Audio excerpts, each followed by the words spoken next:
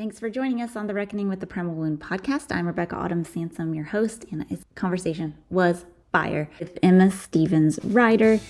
She's got a new book that is out on Audible already, Choosing to Breathe, and then will be out on September 9th on paperback. So this conversation was amazing. And I love doing the podcast like spur of the moment because then we can talk about super timely things that are happening in the world. And so you get a little bit of that. If you're one of those people that I think I do attract into my orbit who wants to try to figure out what the heck is going on with these times we're living in, but then through that lens of all things adoptee. So please let me know if you like it and if you have any thoughts on anything we discuss. We're just going to jump right in here and start the episode. So see you on the other side. As kids, we were told to put our hand over our heart and do the Pledge of Allegiance. We didn't even know the words we were saying. We didn't have choice of what we believed in. We were told to do, we were being conditioned right from the start, not only about being an adoptee, but a lot of other things. Kind of mind-blowing. It is now. Yeah, we're living in a time that I never thought I'd see. We had no idea this was coming. But it hit me, and I did a TikTok about this, how messed up it is that they did change our identities legally when we were babies and had no consent or say, just without hesitation. And so if the government can do that to a baby. And call it legal when it's fraud. Right. So they could do literally anything. And you're just at the mercy of the government, really. And a lot of people don't think the government affects them at all. But like adoptees know that they certainly affect your identity. They can change who you are. And I think that could be why we're generally speaking more sensitive to issues and more aware of issues, because we're like, hey, that's a whole lot like what they did to me as an adoptee. And we see these patterns of if they do this, then they'll do that. And oh my gosh, yeah, we are the perfect pattern recognizers for this time. And I do keep saying that adoptees should be listened to and be the leaders of whatever's going on right now, because we have a very interesting perspective. And it's the intersectionality of, adoption is touching almost every area of issues that are going on. You want to name them? Family separation, deporting people. It goes on and on. The fraud, they're doing so much and rolling back so many rights. So, right. Yeah. The new one is talking about women not having the right to vote anymore.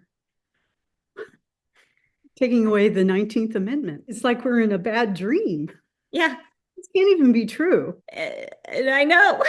Like if you strip it down to all the layers, I think most people haven't had to deal with racial injustice. Yes. But the POC community, they're the ones saying this isn't our fight right now. Y'all have to deal with this. This has been our reality the whole time we've been here. And to a certain extent, I think adoptees feel like, welcome to the injustice party. Yeah, right. Not at all on the same level, but look at what they have done to Black people in this country. Oh, right. Yeah, just what if they did that to as many people as they could? Yeah, we don't like what you have to say, so we're just going to put you in jail. Or use your free labor. Yeah. You know where your family went? Oh, we can't tell you that. But, Autumn, I also think that this is when I come back to my center and I start thinking about where are we going? And I think that maybe we have to crash and burn. It's like hitting your rock bottom so we can rebuild in a better way. Because the old system wasn't really working either. But to crash and burn means that a lot of people get hurt. It's awkward, it's messy, it's chaotic. The way things are going, I feel like something has to break, like we were talking about earlier. And I don't know what that is or when that will be. And I just hope everyone's okay. But I do feel like that has to happen before we can pull out of this. I agree. Yeah, it's like the extinction burst of the patriarchy. I think I've Yeah, seen it been called, and it's true. But I don't want, like, usually women and children suffer I know. a lot. I remember that the first casualty of when Putin attacked Ukraine was a 7-year-old girl. And Frankie was 7. No, she was 6. I mean, how long has that war been going on? Anyways, Oh, you can totally like relate to that. Anybody who has a kid. And I can't stop thinking about that. And I yeah. don't want it to What happen. And empathy you have. there's so many light bringers here on earth and all like the spirits who have been here that I think it's the perfect time for this and for us to maybe mitigate the damage. And this is a great transition into your book, Choosing to Breathe, and the title, and just like Yeah. meditating on the title, like exactly what I needed to read during this time. And I think I read it a few months ago now, right? But I mean, the vibe has been the same. It's been, Right. The vibe is the same. I've added a few more things, but I think people need to have read your previous books before they read your third book, or can they just jump in and read Choosing to Breathe? I don't think they necessarily need to read the first two books, but I think it would be beneficial because they do build upon each other. And the third one is more of the conclusion of the first two. So I see the three as one complete thought I was and going to ask you that. more from my current adult self than the second or the first book. But I do think you could just pick up Choosing to Breathe and understand it and get a lot out of it. You recognize the symbolic nature of the title that I chose of Choosing to Breathe, because it's not only about physically breathing, that's a big part of it too. But it's also about, how to be on a journey, not for perfection, but how to become more human. And how can we willingly and openly stay on that journey, even when it hurts? I almost wish I had included that in the title, Choosing to Breathe, even when it hurts, because that's when it's the most important. All of us have deep breath when we're happy and we're calm. But when we get in that hypervigilant state of we're seeing red and we have fight or flight, that's when it's hard to breathe, but that's when we really truly need to breathe. Let's talk about that in this community. I think Yep. that we default to those trauma responses all the time. So how do you even do that? What are your techniques to like stop and breathe? Well, one of the most basic ones is to take a pause. Let's say something triggers me, and instead of having witty comeback or a hateful comeback, I stop and I breathe and I scan my body. And I'm not perfect at this, but I really do try. When I pause, it makes me go more into my parasympathetic and I can get more deep breathing in. And we all know that when you deep breathe, it, de-escalates your anxiety and your emotions. Because if you stay up here in that fight or flight, you've just canceled and shut off all your creativity, all your curiosity, all of your critical thinking. And so it's really important to try. And I think that now when I get triggered, I'm able to pull resources that I've been reading or podcasts or people I've talked with. And that's because I've chosen to stay on this path. I'm like, nope, that was old Linda. I don't want to respond that way. I want to respond with it in health. And it's hard, but it's practice. So the more I do it, the better I am getting at it. Yeah. Yes, it's so practice. And I have been terrible at it, I'll admit, in the past. But I'm having like an identity shift right now. And I think it's being in reunion with my biological father now. That side is like been almost 2 years. So, like the more you find out and learn about who you are, the more you can like be like, okay, it's time for an upgrade. Like we got to do an iteration. And I have been feeling that lately, which is good. Like I feel like I've drifted towards this like negative outlook just by default, which I think a lot of adoptees, our brains are wired in that trauma response that we felt initially as infants, being separated from safety. So maybe it's all different for each adoptee, or I don't know. I've experienced all of the responses like fight, flight, freeze, and fawn. So I don't know which one I default to be stuck in, but I don't want to do that anymore. Like now I can recognize it and be like, wait, think I can rewire these messed up synapses that got Yeah. stuck in that and want to tunnel vision into the negative and that everybody's like coming for me or going to leave me. I have these weird nightmare scenarios, but I don't have to, you know? You That's where I think get I step in and say, I have a choice that. of Hmm. how to proceed here. I could either do it my old way, or I could, if I've really, said that I want to follow this mindset and new philosophy, then that's the turning point of rewiring those pathways to go the other direction. You think we can do it? Yeah, I mean, I think it's scientifically proven that you can rewire your brain and your emotions. I think, I was not taught how to be emotionally regulated. My parents, who I was supposed to learn that from, they were all over the board. So I was like their parent, the parentified child, to like hold them and their emotions and make it okay for them. So when I grow up, and then I notice that I just don't have the practice at how to maintain health and have relationships that aren't chaotic and aren't, oh, we had a fight, so I guess we're breaking up. To me, conflict meant, oh, it's all over, I guess Hmm. I should leave. And now I'm learning through emotional sobriety, and which means regulating your emotions, that conflict is good and it's required in every relationship, and it only serves to strengthen a relationship. So now I don't look at it as that red flag of it's all over, I'm leaving now, so goodbye. So yeah, I'm rewiring, and it takes a lot of dedication. You have to make it pretty much your top priority. First, I had to befriend my adoptedness. Then I had to figure out how to transcend from that point and say, yes, that's part of who I am, but it no longer defines me.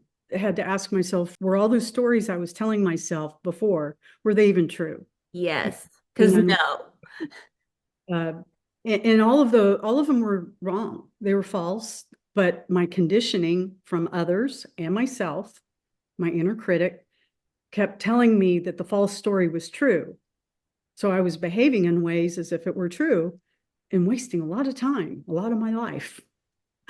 So as I deconstructed and said, okay, it's time to like recalibrate and try to sift through who I really wanted to be. And it's not easy. It's not, and it's a process that continues for the rest of your life, but it's worth it. 100%. What character was that you had to silence the most from choosing to breathe? Probably Mallory. Yeah. She was the good adopted soldier. She was the one that was going to buy hook, line, and sinker everything her adoptive parents, my adoptive parents, told her, because it was critical to her to have those parents because the other ones left her high and dry. And so she was compliant, adaptable. She was very strong. If you know anything about the Enneagram, she was like probably an Enneagram 1. She played everything by the book. She was the good adoptee. She was going to listen to her parents. And she was the hardest to talk with and get her to open her head to see that this is not happening anymore, that she's frozen in time as a 3-year-old, 4-year-old girl trying to keep the love of her adoptive parents. And I'm trying to, as an adult, tell her that was a false story. Let me give you the real information. And what would you rather be doing, little girl? Wouldn't you rather be having fun and being a child instead of being a parentified child? And so I give her this freedom and repair, and I show her love. And that's just like a constant, everyday process that I think we should do for our younger parts.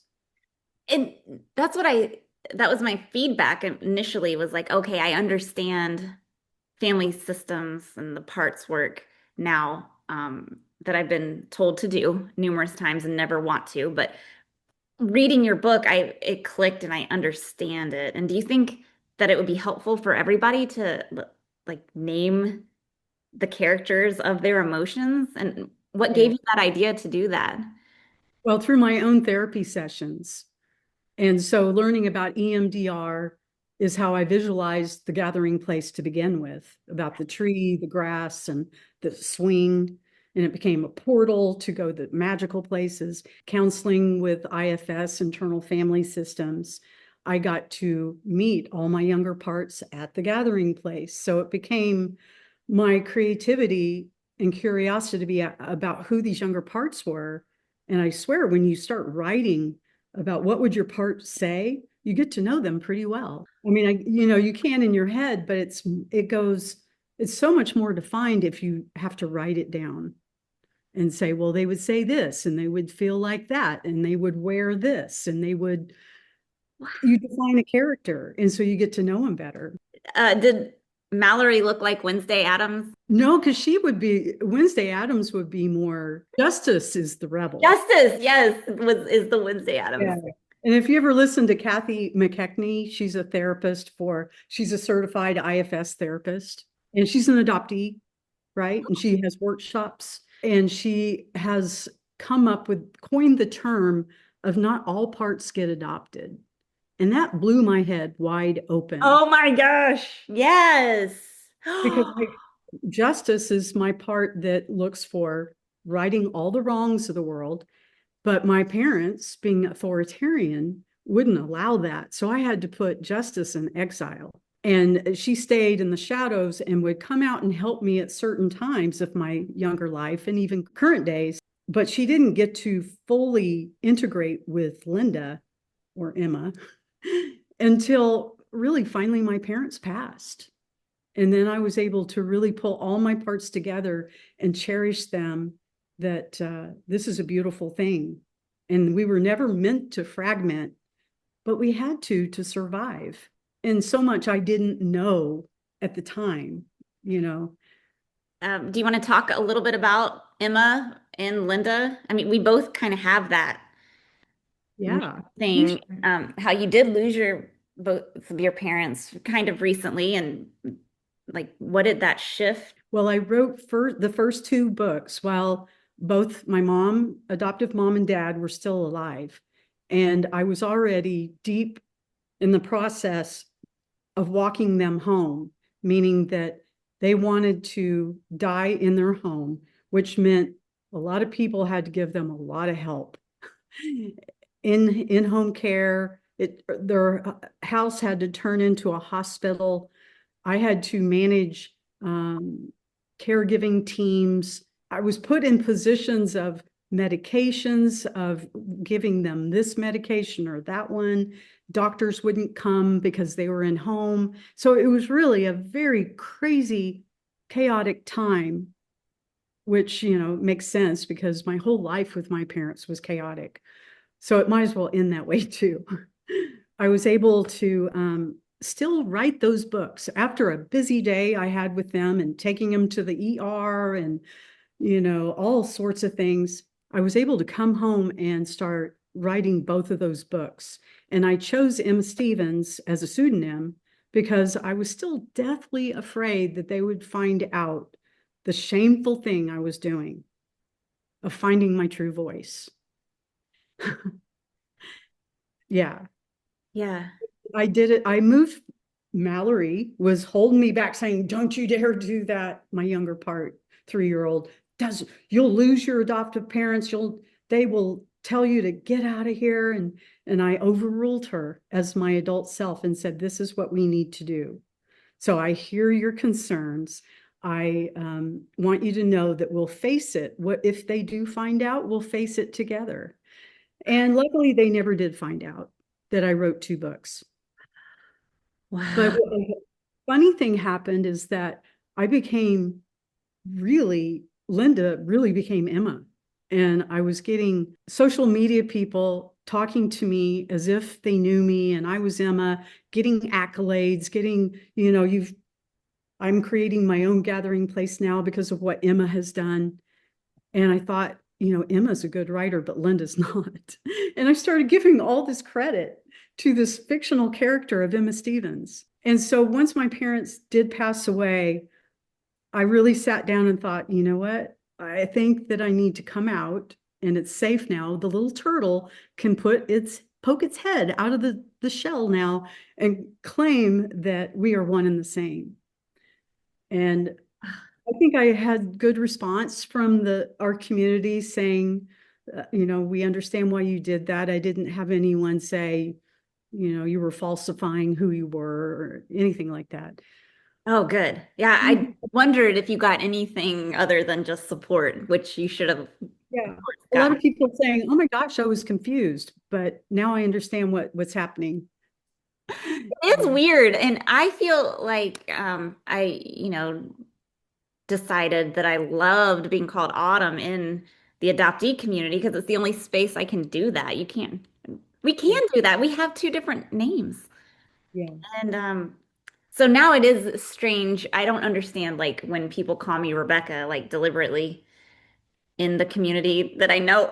I wonder if they're doing it to, make a point or if it's too hard to do that. I know if we all did that, it might be, well, no, Yeah. because if we could all go by whichever name we pick. And if you like your original name Yeah. and want it to be like a stage name like I do, then just do it. But Well, I know I've made a mistake and because I knew you as Rebecca first, and yeah, I know that I've accidentally let Rebecca come out of my mouth and I go, "Oh, I mean Autumn." I know it's really hard. And I didn't come into the community that way because like none of us, I don't know, I think we keep coming out of the fog endlessly. endlessly. It's over. Yeah, so we were talking about identity a little bit. But yeah, your parents and all of that. You also lost your brother, right? Like your whole adoptive family's gone.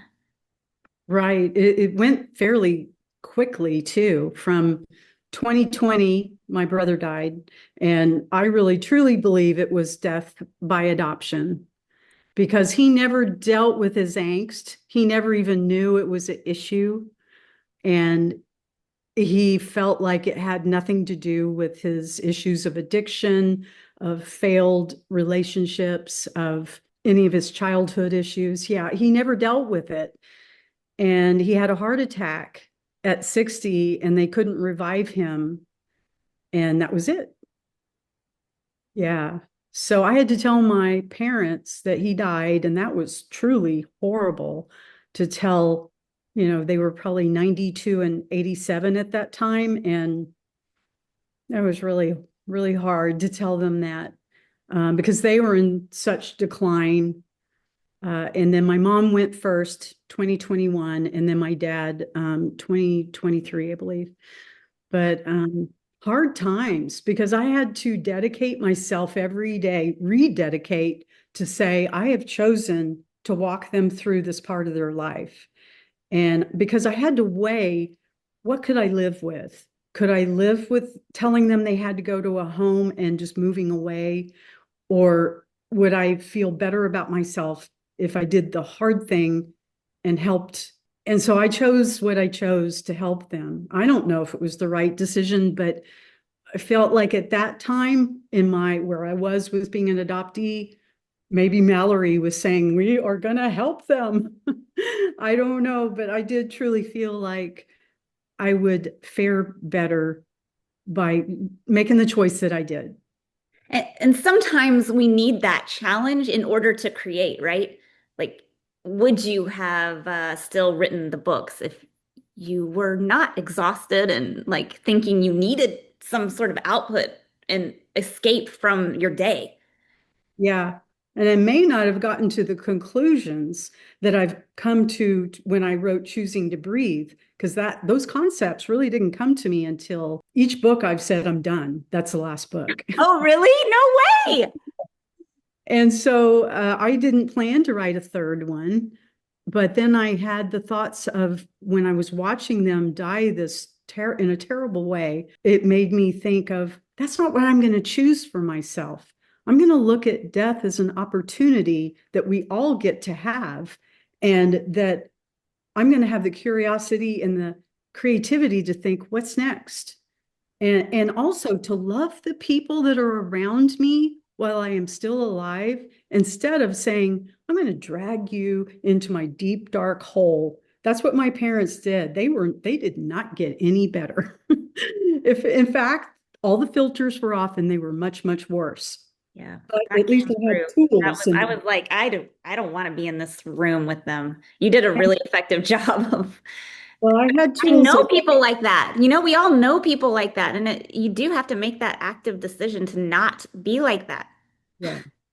And that's why I always say they're my South Star, because there's no South Star. That's genius. Oh my gosh. So it's my wall that I Mhm. bounce off of and know that, well, anywhere straightforward is better than going that way, because it shows me the boundary of unhealthiness and lack of joy and lack of love, all that stuff.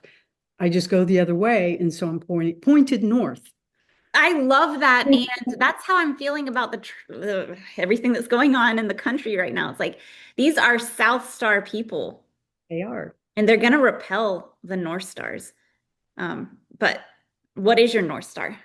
It's like all of the things of compassion, clarity, creativity, curiosity, love, real love. I mean, let's define what true love is. And it's never a trauma bond. Oh, yeah. It's never a trauma bond. Which you know something about too. Yes. Love means I want you to have freedom. When I look at my kids, I don't think they better become what I want them to become. No, I support them in becoming what they want to become. And I cherish who they are as their spirit. That's true love. Because if I try to squelch or manipulate or confine or limit in any way, that is not love. And I had to learn what it really was, because my conditioning said that that's what love was. So that's one of those concepts I had to deconstruct and put back together again with critical thinking and educating myself of what is true. And I think anyone that is grappling with anything you're saying right now should read your second book, A Fire is Coming, because and you don't have to be an adoptee. Like that book is so entertaining and really pulls you in and is like has it all. So, but you do come to these insights through Yeah, that experience that, I do. Right. and then But I think it's a cautionary tale for especially my heart is with my adoptee community, but it is for everyone to make sure that you go to a reputable therapist that's ethical and doesn't have a private agenda, secret agenda of, again, of what they want you to do, what they want you to become, or a relationship they may want to have with you that's unethical and will do great damage to you. So we tell adoptees, go get a therapy, but I'm saying, whoa, wait a minute. Make sure you interview them and make sure that what they think about adoption is what you think about adoption. Because we get all crazy stories of, pro-adoption. And you're like, no, no, no, no, no. I think most therapists are pro-adoption. Most Um, people are now. I mean, I encounter people, yeah, and if I say anything about being anti-adoption as an adoptee, I'm like, I'm an adoptee and I made a movie, blah, blah, blah. But it's not like, it's kind of more anti-adoption than pro. And then, like, recently, last week, I got zero follow-up questions on that. And the look of society who thinks that's a crazy thing to say, like, okay, what's wrong with you? because you're telling them that they can't have the baby that they so desire and want and will pay buku bucks to get. So if they hear you say there should be no adoption, then they have to put a block on you because they want that baby. It's so weird.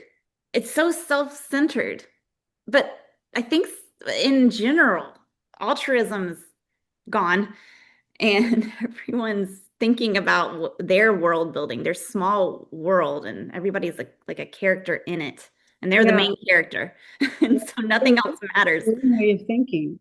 And if they're addicted to the way of thinking, they can't even hear what you're saying because it goes against what their agenda is, you know? And if they're not willing to be open and willing to hear other points of view of maybe not anti adoption, but maybe definitely reform and definitely people do your work before you adopt a child and have it be child centered and understand and know what that means. Yes, it is. It's so bizarre to me that that's not mandatory. But having a therapist to tell you that and go through it together and talk about it could be so beneficial. I think it should be Yeah. mandatory if you're going to do this, especially for, Yeah. I don't know. Everyone's always asking what the solution is, right? When you get in these conversations. It should only happen when necessary, not as a means of growing your family or guardianship. Keep the child within the family network, if at all possible. I know Well, there are going to be children that do need parents because it just happens. right. No, totally. And if you talk to any OB nurse, you know that's true. And so it's very tricky. Like we all want children to be safe and loved. It's just like a simple, you cannot lie to someone and tell them their parents are somebody they aren't, and that Yeah. cellularly they're not going to remember who they are. Like it's not going to work that way. And I think people are waking up to that because you can't deny it. And estrangements are going to happen. Like no contact's going to happen. Like, do you really want to risk this? I mean, it's very disruptive to the adoptive parents' lives too, but they don't want to think about the adult adoptee not Yeah. being okay. Like it's bizarre to me. Every I'm like, I'm teenage, trying to help you in your self-centered life so you don't have to yeah. have bad days. Like, why? And when that baby turns into a teenager and the parents look at the child thinking they've got problems. We've got to fix this kid's problems. We're going to ship him to a camp that says they fixed problem teens. And those are so unethical, unregulated camps. A lot of abuse goes on. There's a foundation called Unsilenced by Oh. Meg Applegate. She developed this because she was a teenager, an adoptee teenager. And by the way, we're overrepresented in these wilderness camps that parents are told to send their kids to fix them. And they kidnapped her with her adoptive parents' permission because they weren't fully informed of what was going on. They kidnapped her to take her to these camps. And so now she's got a foundation trying to create awareness about don't send your adopted kid to these camps. It's called Unsilenced is her platform. She partnered with Paris Hilton. I'm sure they converse. Yeah, she should be. Yeah, I need to watch that Netflix series. There's a Netflix series about this, right? Is she on it? Or possibly. I don't know. I don't I know. didn't watch it. It came out like last year and made a splash, and I noticed in the trailer or something, maybe it was in the community that Yeah. it was about the wilderness camps and then Okay. how it's mostly adoptees and foster kids. I was like, oh my Because God. we're overrepresented. Yes, in all of these. Oh, but this is also a good segue into the big news of this week in the community, which is the New Yorker piece. Did you read it? The family fallout of DNA surprises. Oh, I didn't get to read it. It's really long and I didn't finish it, but I think I was reading it for like 45 minutes. So, and then I fell asleep. But it's kind of what we're saying and how journalists and society wants to make our story like the bad side of it and just be like, well, how could LGBTQ people create families if you're saying you shouldn't do this to create a family? And no one's saying that. Like we're saying, but to make it about that is so horrible, like journalism wise, Yeah. um, out of nowhere too. Huh. Because you can always do that. You can be like, well, you're being anti-LGBTQ. Yeah, just shut someone down and just like, I'm not going to listen to you anymore because you Like, do that or think that way. Gaslighting, really. and it's like none of us are saying that, but LGBTQ people can form their families through adoption if they want to, but they're going to have the same problems. So Issues. Yeah. we're not, Educate yourself in the same way that anybody else that's taking yeah. in a But to like demonize us for saying anything and make it about that is really not fair. It's I just not need to read fair. that article. You've got here, I'll send it to you. But they shouted out everybody and Untangling Our Roots, the conference. Yeah, I know that Cara was one of the people that responded to it, and she was quite upset, and I wanted to read it. Elsie did a good response. I shared it on Facebook, but Oh, yeah. I feel like this is a good time to interrupt this podcast episode with Emma Stevens Writer and say that Elsie Coppola and I have been invited to do a talk about the sequel, Reckoning with the Paternal Wound, at the Untangling Our Roots conference this year. So it's not completely locked down or anything, but mark your calendars. It's this spring. It's in Atlanta. I'll be there. You can meet Elsie if you're in Maine and an adoptee. Highly recommend her as a therapist. Also, submissions for the Voices Unheard conference that she does. Voices Unheard, it's where adoptees get to tell their stories, and it's happening in Maine in November, I believe, and submissions just opened. So look out for that. And now back to the show. Back to choosing to breathe. It is, I don't know why, but it's live today on Audible. Wait, what? It got released, it got approved. Okay. So you go through this waiting process of it being in review, and it was supposed to not be available until September 9th, which is when the book is available. But Audible said it's live. So I already ordered my own copy. Oh my on gosh, congratulations. This is perfect time. I need to get this out today. just today. What is today? August 22nd. Right now. We were trying to do this before to promote, but that's huge. And if I've learned anything, and I have, when the distributor accidentally pre-releases something, you do not take it down. You just roll with it. I've done both. In the Yeah. music industry, if you take it down and redo it, it's not good. Don't just let it Okay. out there. I'll just like, hey, it just happened. Okay. That's so exciting. And that means that people can hear your voice Yeah. reading your story today. Yeah. Oh my gosh. I recommend anyone that writes a memoir that they do it in their own voice, because no one can read it the way you can and put the emotion in it. And healing wise, because I write these books to heal too. And when I was reading the words that I'd written, it was like another level of healing that I just can't really describe. But using your own voice is really important, because a lot of my book is about me finding my voice. So I read my own story. And that was like an unexpected outcome that you Yeah, got. Do you encourage most adoptees to write their story?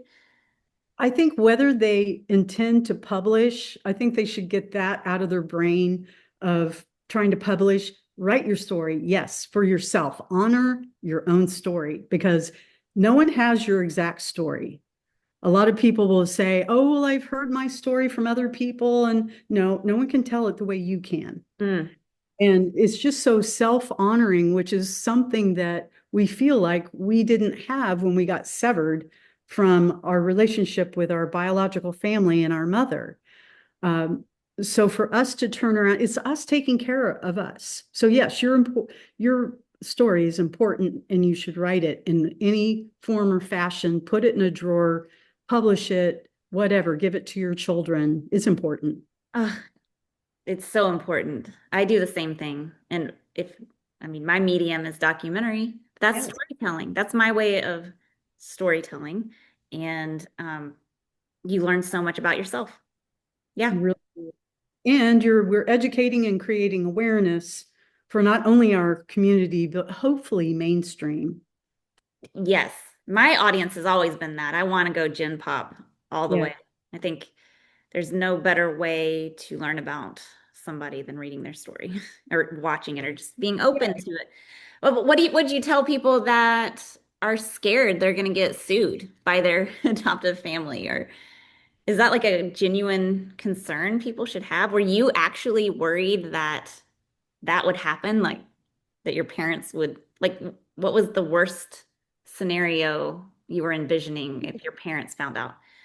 I think it would be the second book, A Fire is Coming, because I talk about a therapist who was very unethical. And I changed her name. I changed my name. I changed everyone else's names. And from what I've heard, legally, if it's your story and you're telling it, as truthfully as you can't get sued for your own opinion. Really? Yeah. But you have to change the names. I felt like it was another layer of protection that I chose to do. You don't have to. I don't think you have to, but It's not just defamation or whatever. It couldn't be like argued that you. I'm not giving legal counsel here. I don't know.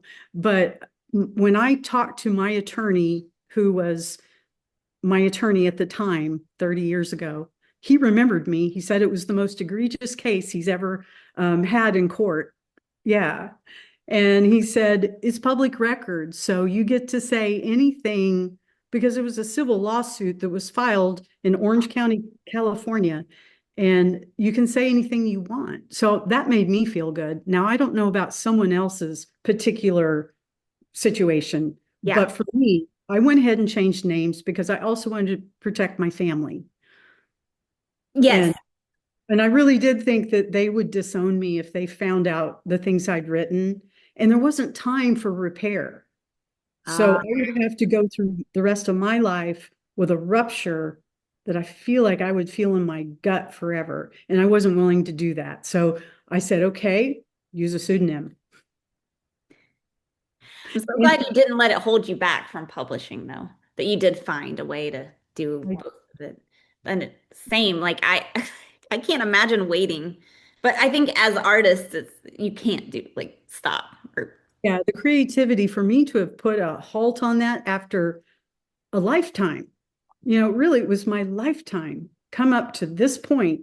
And for me to put a wall up against there, I don't know what would have happened to me. I had to tell my story. yes.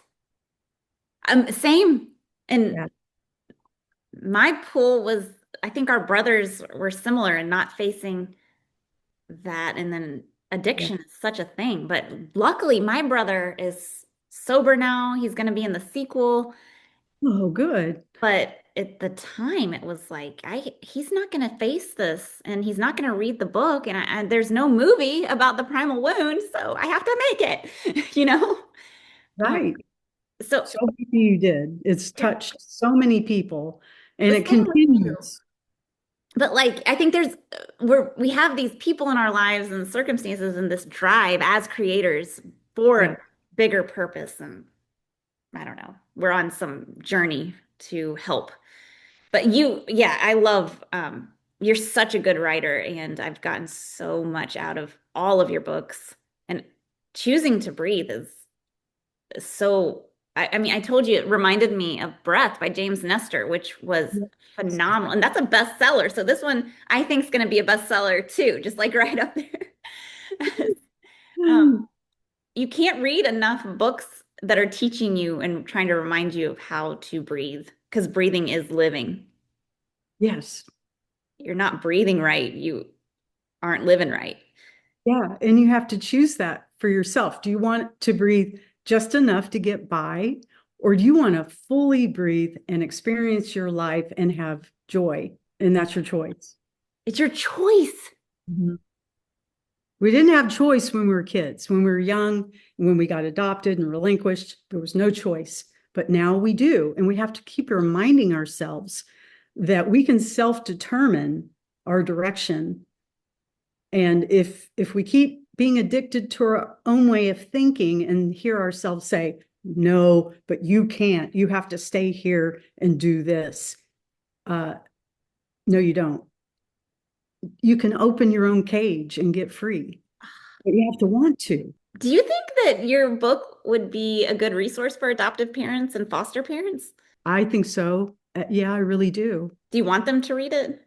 I would love for them to read it. Yeah, to hear, because I weave my childhood experiences through um, the gathering place and meeting my younger parts. So they're going to hear the situations that I went through with my adoptive parents. And hopefully, if you don't have ears to hear, you're not going to hear it. But if you take your hands away and you really choose to want to hear it and help your adopted child, then I hope they will read it. And realize that their kid could write a book about them one day. And that we will only love them more if they feed us the things that we need to thrive. We'd only love them more, right? So much more. Yeah, like if they're trying, if they gave their kid your book, how old, what's the like youngest age? Yeah, I think Teenagers? it needs to be adult, maybe towards 18. Okay, not 16 or There something. are certain parts that Yeah. most of the book a 16-year-old could read, but there are a few things that possibly 18 would be a better Not age. putting it in the YA category. I think That's it could be helpful. I don't know. It's that those teenage years are really so crucial for everybody, but like especially anyone going through an identity. Yeah, really, the sooner the better, right? Yeah. Because the more we get conditioned by not only adoptive parents, but by our society and culture, the harder it is to peel back those layers. Oh yeah. I didn't read The Primal Wound until I was 29. Yeah, And I think I was pretty much in the fog before then. But can yeah, you imagine like if we were raised out of the fog and just allowed to breathe? right. Yeah. If all the other conditions were conducive to allowing me to have those thoughts, then yeah, I wish I had had that. But that would have, in my household, I couldn't have done that because that's everything they prevented. It was a very cultic situation of limiting ideas, beliefs, behaviors, and locking me away. They didn't want any clarity to come through. And that's what cult situations are like. They don't want you to hear the truth. Um, why are so many people like that? Yeah, we have to be part of this new world building that is Yeah. happening right now. And we are. And I think everyone should read your book. And I'm so excited that we can listen to it now. I'm going to listen to it after we get off this call because I can. Let me know what you think. Is there anything else that you want to say? No, it's been a great, rich conversation. So I feel pretty good. Yeah, I think we've got some gold in here. So I really appreciate you coming on to the new podcast. Yeah, thank you, Autumn, and congratulations for having more of a voice on your podcast and a sequel to Reckoning with a Primal Wound. Thank you. Yeah, it's fun to keep going, keep creating. And I hope there's a fourth book out there. I know who knows, but Maybe it's fiction this time. I don't know. you are just a phenomenal writer, and I really appreciate your voice in this community and your friendship and everything. So, where can people find you online? I'm on Facebook and Instagram and TikTok, all under Emma Stevens Writer. And I'll So, link to that in the show notes, of course. But thank you. right. And the website would just be emmastevenswriter.com. And you can find the books there. Do you offer any services? No. Me neither. We're not service providers, we're just creators. Yeah. Maybe that's next. I don't know. Yeah. Teach people how to write these characters. Yeah, amazing. Well, thank you so much for being Thank you, Autumn.